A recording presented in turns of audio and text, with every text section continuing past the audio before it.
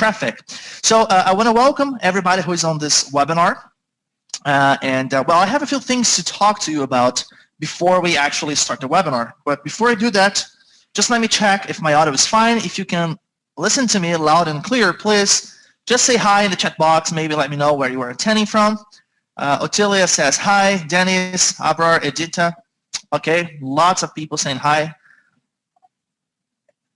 Hello from Florida, California, UK, Knoxville. Awesome. Toronto, South Africa, Sweden. Great. Nigeria, Louisiana, Singapore. Fantastic. Okay. Thanks a lot. So welcome everybody. And well, this is a webinar for the Wealthy Minds member, for the members of the Wealthy Minds group. So I believe that most people on this webinar today are actually already members of Wealthy Minds, but maybe some of you are not members of the group yet, because I think that email marketing is a very important, a very important topic, a very important subject. I think that all the internet marketers should learn as much as possible about email marketing, regardless of what kind of thing you're doing. It doesn't matter if you're working with e-commerce, CPA marketing, t-shirts, digital products, product creation. Email marketing, it's probably a very important part of your business, or it should be a very important part of your business. So for this reason, I decided to invite also my subscribers who are still not in the Wealthy Minds group, because I think that this, as I said, it's relevant for everybody. So what I'm going to do now is I'm going to put a link in the chat box for you to join the Wealthy Minds group. Okay, so if you're not a Wealthy Minds member yet, if you're not a member of our group on Facebook yet, just please go to this link. It's wealthyminds.coach. Let me put this in the chat box, and just register to be part of our.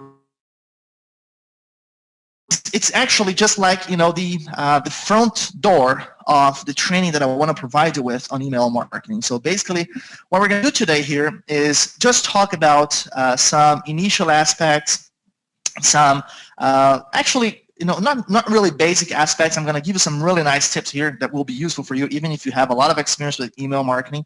But I want to make this, the starting point for us. Today's webinar, I'm going to be sharing a lot of information with you, lots of tips, reports, and lots of materials about email marketing inside the group. So that's why it's important that you join the group in case you're not a member there yet. And also, another thing that I'm going to do is host another webinar with you on June 8th. Okay, I'm going to give you more information about that webinar in the next days, but basically that webinar is going to be about mobile email marketing. So how to build mailing lists using mobile traffic. That's a trend now.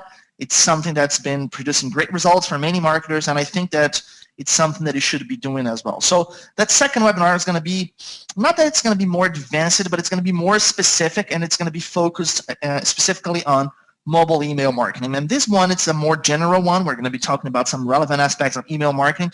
I also want to, today I also want to talk about taking the first steps. So if you're not building mailing lists yet, how you can start doing this, what is the best way to do this, what are the main steps that you have to take in order to get started with email marketing, because then everybody's going to be on the same page. Everybody's going to be able to get started with email marketing, and then we're going to be able to talk about more advanced things in the group. I'm going to be able to share more materials with you, and we're going to have the second webinar, which is going to be also an awesome one. Okay, so some people are asking me in the chat box if I am recording this webinar. So two important things about this. The first thing, yes, I am recording this webinar, but you should stay on the webinar because, well, for two reasons. The first one, it's a very simple one. Actually, every webinar that I host for the Wealthy Minds members, I offer a cash prize at the end of the webinar. This one is not going to be different, okay? So if you stay until the end, you get the chance to win. The second thing is because this webinar is going to be also a big Q&A. So it means that I'm going to be sharing some tips with you, but I want to make this more like, not like a presentation, but more like a conversation where you're asking me questions about the things that I'm going to show you on the webinar, also about other things that I may be doing in your business. And I'll be doing here my best to answer all of those questions and to make sure that everybody is actually that I clarify all the questions and everybody's ready to take action to start building mailing lists, because this is really a very, very important thing for any internet marketer. Just to give an idea on how important this is, you probably know that my primary business is CPA marketing now, and some people are asking me if I haven't changed the slides yet. No, it's just the first slide yet. So if you're seeing that slide that says email marketing, how to fully monetize your traffic, that's the correct one. Okay, so basically, as I was saying, I think that email marketing is an important aspect of any internet marketing business. My primary business is CPA marketing, as you probably know, and I do a lot of list building and email marketing for my CPA marketing business, but even for my internet marketing business, actually, it's in this coaching business, it's pretty much all based on email marketing. So email marketing is something that we just can't live without in this industry. And it's also a very cool model because it's all about helping people, actually.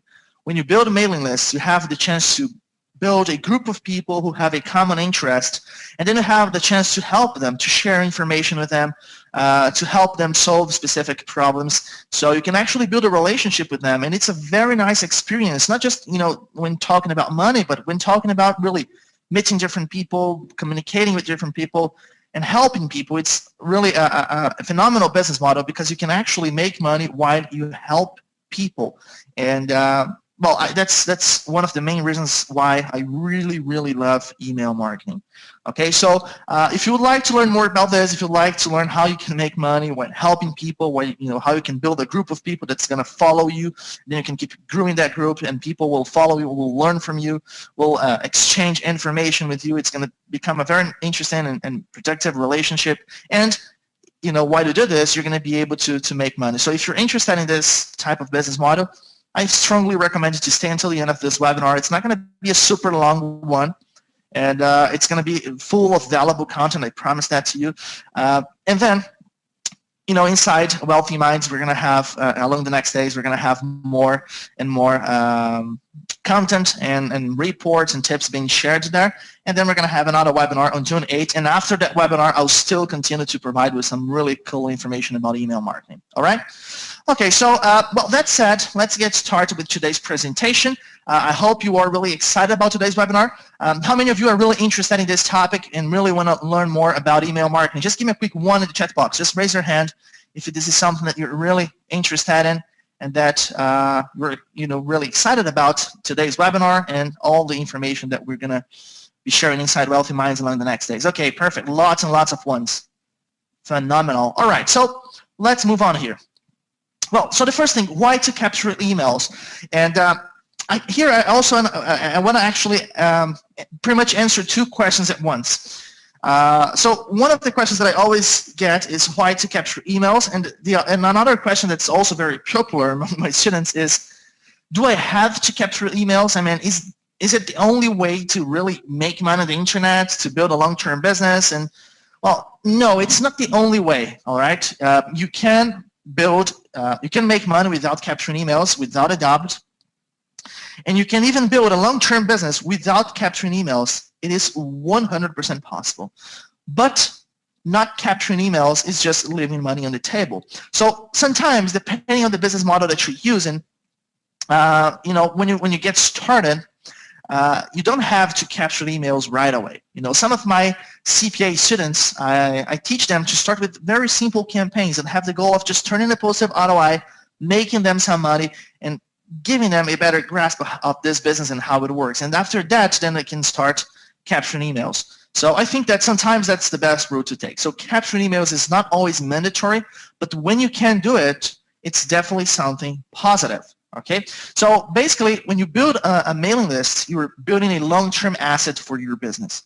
Okay, so if you're not just concerned about making some money quick and and profiting as fast as possible, but if you're interested in, besides making some money, you're also interested in building something that's going to be a long-term business, something that you're going to be able to use to really build a stable, sustainable stream of income on the internet. Every month you're going to be making at least X $1,000, for example. So if you want to have that kind of income that you can rely on 100%, on the internet, so that you can organize your financial life based on that income, I think that building a mailing list is a very good decision in this case. Okay, so basically, if you build a mailing list, you will also be able to make more money with your traffic, because if you're hitting people just once with your offers, okay, you have one shot. If you miss that shot, then you just lose that visitor. And if you capture their email, you have the chance to establish a relationship with them. You have the chance to help them, and they're going to buy products from you, okay, because you're going to be helping them. They will know that what you share with them is real, and sometimes some real and good things are not free. They will understand that, and they will buy products from you. So it's a very good way for you to make more money with your traffic. And one thing that's also very cool about email marketing is that when you have a good mailing list, you don't have to rely 100% on the traffic source. It means that if you have problems with your Facebook ads account, if you have problems with AdWords, you will still be able to have an income and to have, and to keep things going, and to keep money coming to your bank account, because you have a mailing list. So you have kind of your own mini traffic source, and it's also very, very powerful, especially for people who want to go full-time. If you just want to make some extra money, okay, maybe you have your regular job, you have an income that comes from that job, and you just want to make some extra money. So if you make $1,000 or $10,000 in a month, it doesn't make a lot of difference in terms of paying the bills and stuff like that. But if you want to go full-time, then of course, you have to make it as consistent as possible, and email marketing is definitely the way to go. Okay, so let's talk a little bit about the main tool that you're going to have to use if you start working with email marketing. Well, here, this is a very sensitive point, actually, because I myself have been having problems with this lately. And because of those problems, I started making a lot of research. I even hired someone here in the office to help me just with taking care of autoresponders and the technologies for managing and the mailing list and sending the emails. So this is something that's very important, actually. And yes, I have some people asking me what autoresponder I use and everything. So I'm going to share everything with you here today, so you know exactly, right out of the gate, what are the best technologies, what are the best routes for you to take. Having an autoresponder, it's usually not a big investment, but it's a very important decision when you choose your autoresponder, because if you make a bad decision, well, it's not going to cost you a lot of money. Autoresponders tend to be relatively cheap, so it's not that the money that they're going to be paying for the tool, but it's actually the money that you're going to be wasting if you have a bad autoresponder. So yes, a bad autoresponder can cost you a lot of money. I had problems with some of my lists in multiple niches, lists for my CPA campaigns in the last 3-4 months, and I can tell you I lost like 6 figures just because of the issues that I had with my autoresponders. So if you can do this right out of the gate, do it, all right? So let me share with you some things that can help you understand how it works. Well, so basically, let me talk about the tools, then I'm going to talk about some good practice and things that can help you get started with the right foot. So for those who are not familiar with autoresponders, it's basically a software that allows you to capture emails. So you're going to have an opt-in form that you're going to put on your website, on your landing page. People will fill out that form and will subscribe for your list. When they subscribe for your list, they're going to be actually putting their email on your autoresponder software. And then you can just use that autoresponder to manage your lists, to send them emails, to send them out to autoresponder message. So basically messages that are sent to them automatically after they join, or you can send broadcast messages to your entire list whenever you want. So basically this is the software that manages your mailing lists, just for people who are really brand new to this and are not familiar with the term. So here are some of the most popular options in the industry. So William just asked me which is the autoresponder that I use. So I use quite a few, actually. Well, I have different autoresponders and different lists, and well, I have lots and lots of lists from my CPA campaigns. So for me, managing this, it's kind of a almost a something that requires someone to be full-time just doing it. So it's very complicated here. For you, you can start, if you're just getting started, obviously you have to keep it simple and you don't have to do everything that I do here. So the best choice for you probably is to choose a hosted service. So something that you do not have to host on your own server, okay? Because I do have some autoresponders that I host on my own servers as well.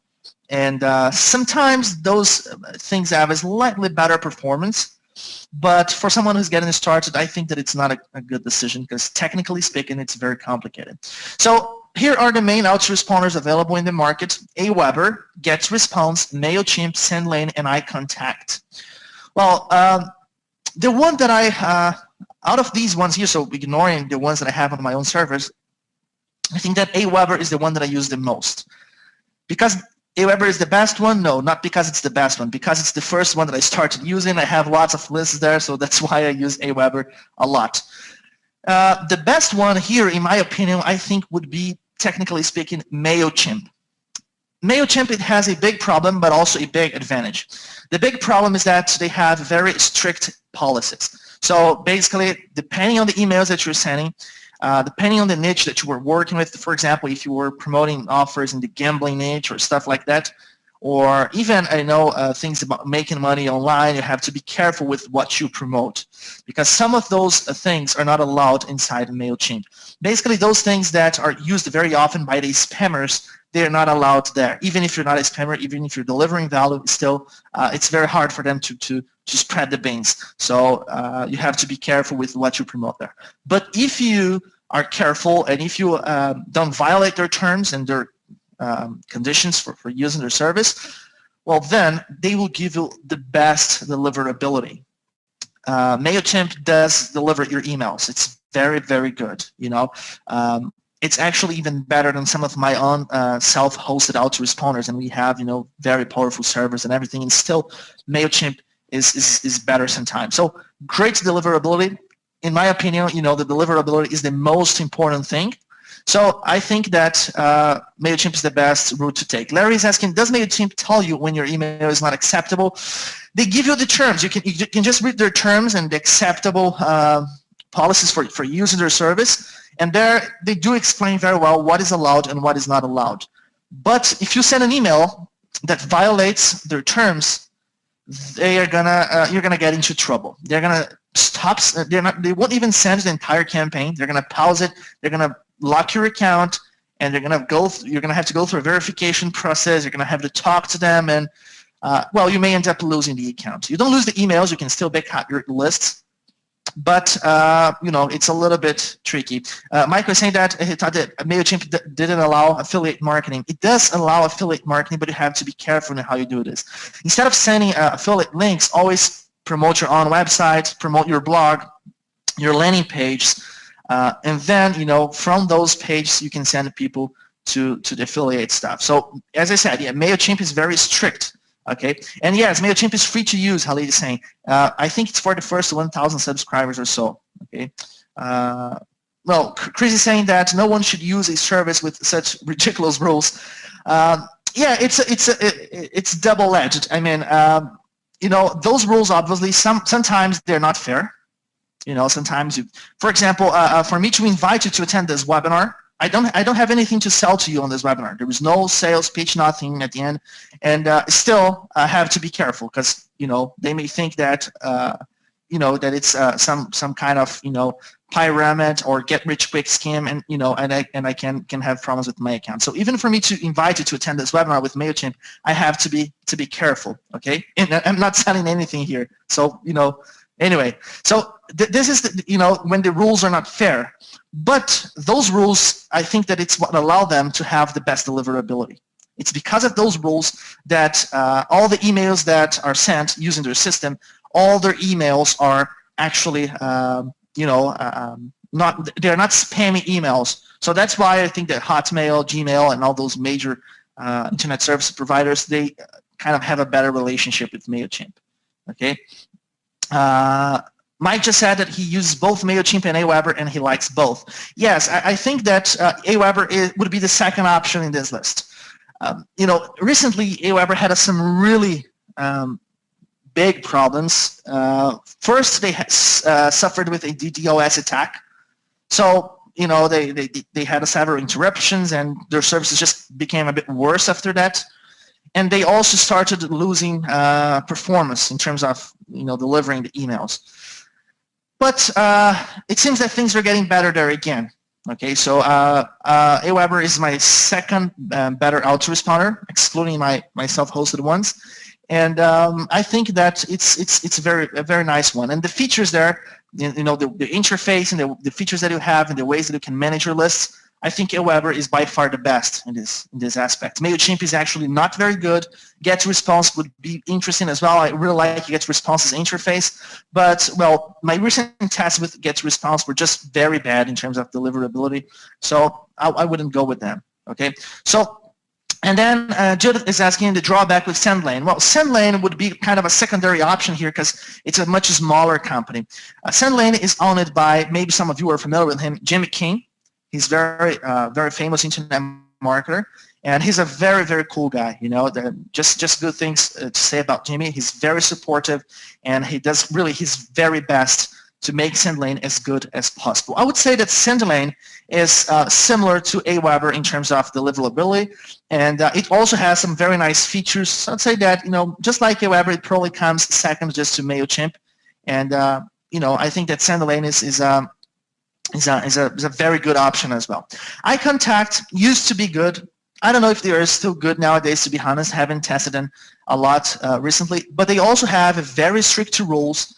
They are a little more expensive, and honestly, if I have to deal with you know, those rules, then I prefer to work with MailChimp, because I think that MailChimp is just the #1 in terms of delivering the emails.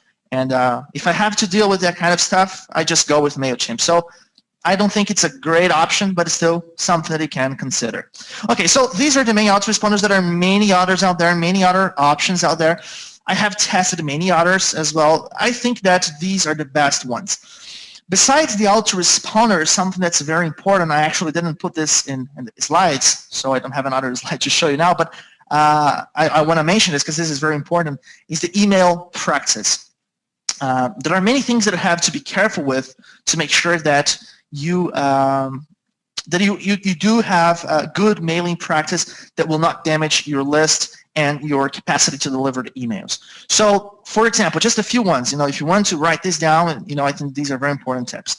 The first thing, do not send just short emails with a bunch of links. Some people just, you know, write like, you know, just one paragraph of text, put a link there, and that's it, and send the email. And do that kind of, you know, almost every day. That's not a good thing for you to do. Okay, when you write an email, write a real email. Okay, put real content there, a few paragraphs, share some information, and avoid giving people multiple links. Sometimes I have to do this with my list because it's necessary. I have like lots of things that I have to share in the same email, and I have to give people more than one link, but it's not a very good thing. So avoid doing that. Another thing that many marketers, email marketers do, and I used to do this as well, and I stopped doing it because it's just a bad practice. And Jimmy King from SendLane is the guy who actually first told me about that, and then I tested and it's true. Is mailing the unopens. What some people do is they send an email to the list, and let's say that 15% of the subscribers open that email. So you have 85% of people who didn't open the email. So like 24, 48 hours later, what people do is just to change the subject and resend the same message only to those 85% of people who never opened the email. And of course, you get another 5, 10% sometimes, and you get to get more open, get a better open rate. Well, doing this now, it's being considered a spammy practice by the ISPs. So definitely something that you don't want to do. If the person didn't open your email, it's because they're not interested in your email. You shouldn't keep, you know, just spamming them with the same message. All right. So a bad practice, don't do this. Okay. It's a very logical thing under the marketing point of view, but technically speaking, it's a bad decision. Other things that are also very good is always to, because, you know, sometimes the open rates become really low and it's not a technical problem. Like most of the times, it's not a technical problem. It's just that people lose interest in your message. So one thing you have to keep in mind is that if you have a mailing list, your #1 goal should be to help them, to deliver useful information to them. It's good for them and it's good for you, because if you're always sharing good information with them, they're going to keep opening your emails because they know that they might find some really useful information there. If you just spam them with lots of products and things that they are maybe not even interested in, eventually they're gonna just lose interest in your email. So maybe even if they don't unsubscribe, they would just stop opening your emails and stop clicking on your links, and your list will lose a lot of performance. So this is the most important thing, actually. Okay, and there is another thing that you can do to check your emails and to see if everything is doing right. Actually, there is a tool. Let me go to my browser here. I'm gonna grab that URL for you. Let's see if I can. It's mail. I think it's mail tester. Let me get this URL for you. I'm going to put it in the chat box. It's something that you're going to find very useful, I'm sure. Let me just try to share the link here with you. Okay, questions, chat. Okay, so this tool it's also very cool.